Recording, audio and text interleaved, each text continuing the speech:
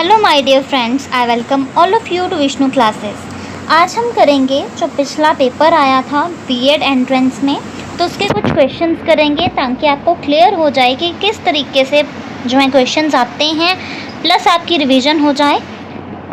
तो सबसे पहला क्वेश्चन है, who among the following Mughal emperors had Guru Nanak Dev ji been the contemporary one, कि मुगल कौन से मुगल ऐसे शासक थे जिसमें गुरु नानक देव जी जो थे, ठीक है, तो वो थे बाबर। नेक्स्ट है, who laid the foundation of Amritsar, Amritsar की जो है नींव किसने रखी थी? ज्ञानोन दास जी ने।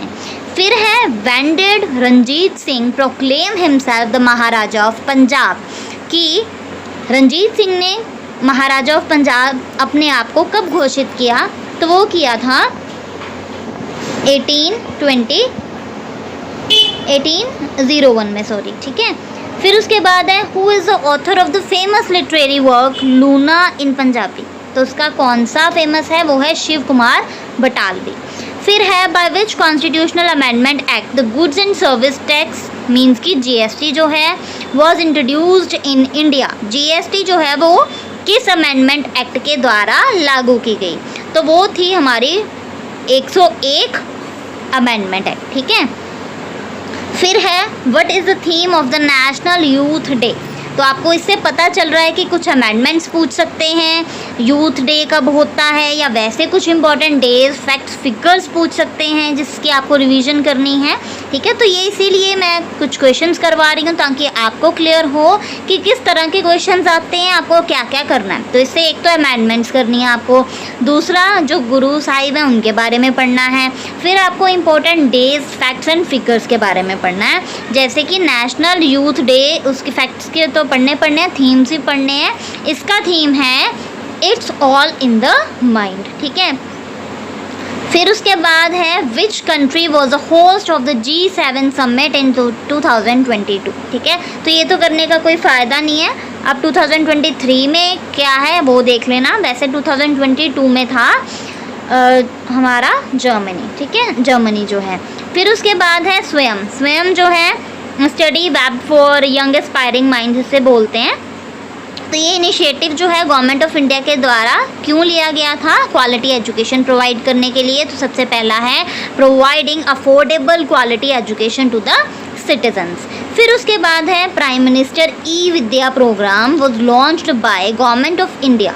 तो गवर्नमेंट ऑफ इंडिया के द्वारा जो ई विद्या प्रोग्राम था उसमें क्या था? उसमें था कि सारी यूनिवर्सिटीज़ जो हैं वो ऑनलाइन कोर्सेज, देखो ई है तो आपको ये पता होना चाहिए ई क्या होता है, कि हमारे उससे रिलेटेड ही होगा, जो ऑनलाइन है उससे रिलेटेड, ठीक है, ई सोर्स है ये।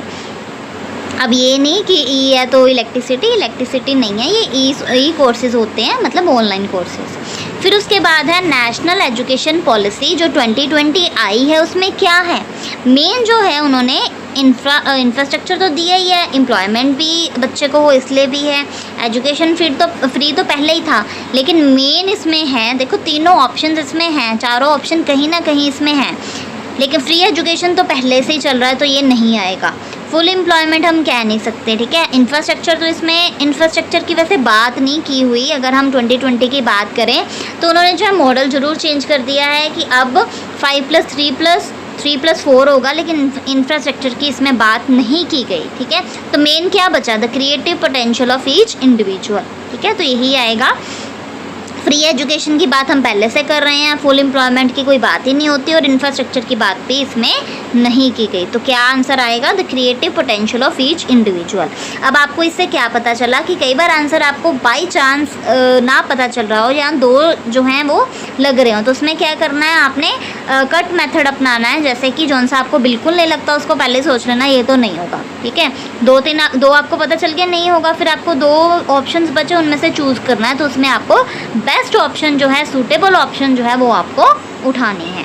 फिर उसके बाद है, Harmanpreet Kaur of Punjab has made her name in which sport, ठीक है। हरमनप्रीत कौर जो पंजाब की है तो वो किस जो है उसकी है स्पोर्ट की है, तो वो है क्रिकेट की, ठीक है। फिर उसके बाद है where is the Netaji Subhash national institute of sports located. तो ये जो इंस्टीट्यूट है वो कहाँ पे है, ये है पटियाला में। फिर उसके बाद है which team won Indian premier league T20 cricket 2022। तो ये आप जो है 2023 के अकॉर्डिंगली कर सकते हो, तब जीते थे गुजरात टाइटन्स, ठीक है। फिर उसके बाद है presently who is the higher educational minister of Punjab. तो इसका अब तो ये सेम नहीं होगा, तो ये आप देख लेना कि हायर एजुकेशन मिनिस्टर पंजाब का कौन है, ठीक है। फिर उसके बाद जो है हु फाउंडेड गूगल। ये तो बहुत इंपॉर्टेंट क्वेश्चन है, गूगल के जो है फाइंडिंग किसने की, तो ये की है Larry Page and Sergey Brin. तो याद रखना है who founded Google, Larry Page and Sergey Brin. Next question है who is known as the father of white revolution in India. ठीक है, वाइट रेवोल्यूशन के फादर कौन है इंडिया में, वो थे वर्गीज़ कुरियन। क्या है, वर्गीज़ कुरियन। फिर उसके बाद है कि कौन से आर्टिकल में बताया गया है कि फ्री और कंपल्सरी एजुकेशन दी जाए 6 to 14 ईयर तक। ठीक है, तो ये फंडामेंटल राइट है, वो है आर्टिकल 21A। ठीक है, आर्टिकल 14 में जो है रूल ऑफ लॉ बोला गया है, इक्वालिटी बिफोर लॉ बोला गया है, और 21A में जो है क्या बोला गया है कि 66 से लेके 66 नहीं 6, ठीक है, 6 से लेके 14 तक एज के बच्चों को फ्री और कंपल्सरी एजुकेशन प्रोवाइड करना। नेक्स्ट है, किसने बोला कि education is a manifestation of perfection already existing in man. इसमें एग्जिस्टिंग नहीं है, वैसे एग्जिस्टिंग कोटेशन में था इसके, तो ये बोला है स्वामी विवेकानंद ने। ठीक है, फिर उसके बाद है who does N oximeter, sorry what does N oximeter indicate. Oximeter जो है वो क्या इंडिकेट करता है, तो ऑक्सीमीटर जो है वो ऑक्सीजन लेवल को जो है इंडिकेट करता है। फिर उसके बाद है where in the human body are red blood cell produced, कि कहाँ पे ह्यूमन बॉडी में रेड ब्लड सेल पाए जाते हैं, तो वो पाए जाते हैं बोन मैरो में। कहाँ पाए जाते हैं, बोन मैरो में।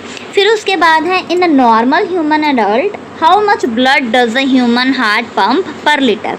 पर लीटर जो है एक नॉर्मल ह्यूमन एडल्ट में कितना ब्लड होता है, तो वो होता है 5 लीटर। कितना होता है ह्यूमन ब्लड, सॉरी एडल्ट में ब्लड कितना होता है, 5 लीटर।